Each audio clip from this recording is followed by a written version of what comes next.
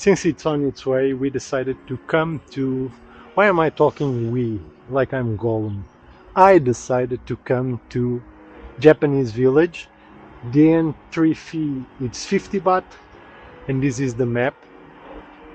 You can see where we are.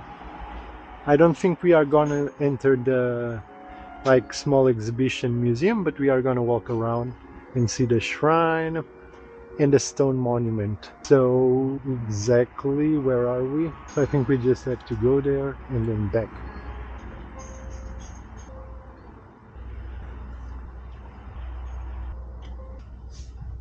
It's a very humble altar, very simple, very zen. Seems that people will buy those wood things and then burn them or put them there. I have no idea. It doesn't say. This reminds you clearly of Japan, these gates. It's a nice, well taken care of like garden. I think this is a bit of history. Let's see what it says.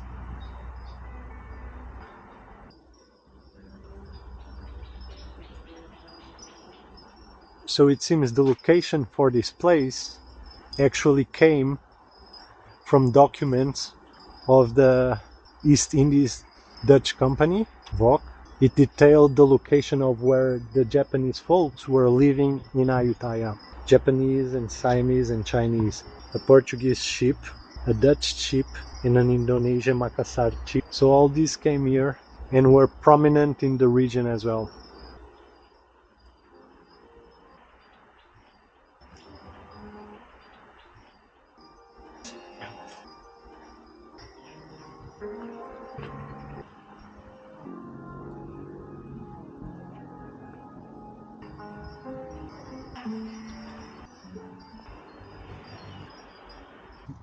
So I wasn't seeing the stairs. It looked like it was unfinished, but the steps to the entrance were hidden behind some bushes. So I guess this is not very used, this walking path. But here it is, we can cross it by foot. It actually has a sidewalk.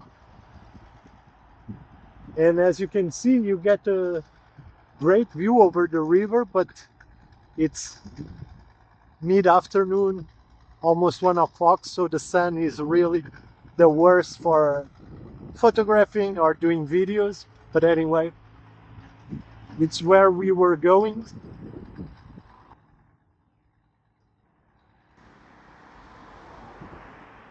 So here we are, Church of San Pedro.